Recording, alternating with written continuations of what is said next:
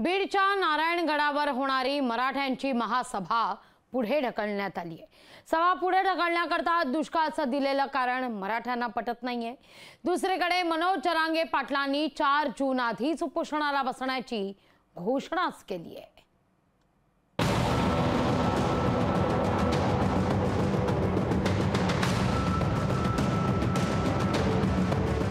नारायणगडावरची मराठ्यांची महासभा पुढे ढकलली। महासभा पुढे ढकलण्यासाठी दुष्काळाचं कारण। मनोज जरांगे 4 जून आधीच उपोषणाला बसणार। लोकसभा निवडणुकीच्या निकालानंतर बीड जिल्ह्यातल्या नारायणगडावर मराठ्यांनी महासभेचं आयोजन केलं होतं। या सभेसाठी एप्रिल महिन्यापासूनच तयारी सुरू होती। ही सभा 15 दिवसांवर आली असतानाच आता मराठा समन्वयकांनी सभा पुढे ढकलण्याचा निर्णय घेतलाय। दुष्काळामुळे सभेसाठी येणाऱ्या मराठा जनतेसाठी सोयीसुविधा देता येणार नाही असं कारण देण्यात आलं।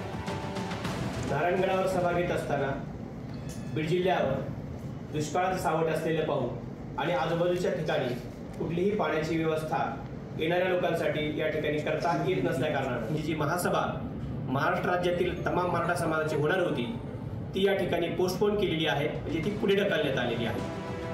मराठा आरक्षणाला दिशा देणारी सभा पुढे ढकलण्याच्या निर्णयावर मनोज जरांगे पाटील फारसे खुश दिसले नाही। त्यांनी 4 जूनचं आमरण उपोषण आधीच सुरू करण्याची नवी घोषणा केली आहे। 4 तारखेला उपोषण करणार असं देखील तुम्ही जाहीर केलेलं होतं। उपोषणावर तारीख जर आता ही कार्यक्रम जर पुढे ढकलला असेल तर मला अलीकडे तारीख घ्यावं लागणार उपोषणाची।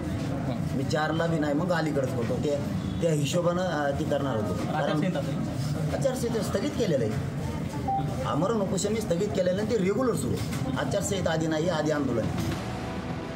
पंकजा मुंडेंचा प्रचार केलेल्या मराठा आंदोलकांबाबतही त्यांनी नाराजी व्यक्त केली आहे। पंकजांच्या व्यासपीठावर गेलेल्या मराठा नेत्यांचं कधीच भलं होणार नाही असं जरांगे पाटलांनी म्हटलंय।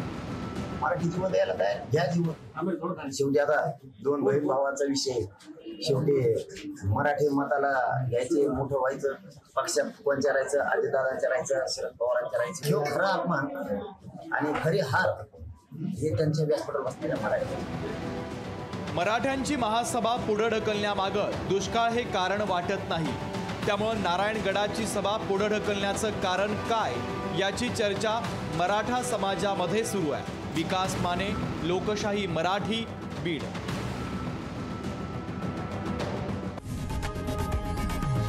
लोकशाही मराठी ऐका, पहा, जागरूक रहा।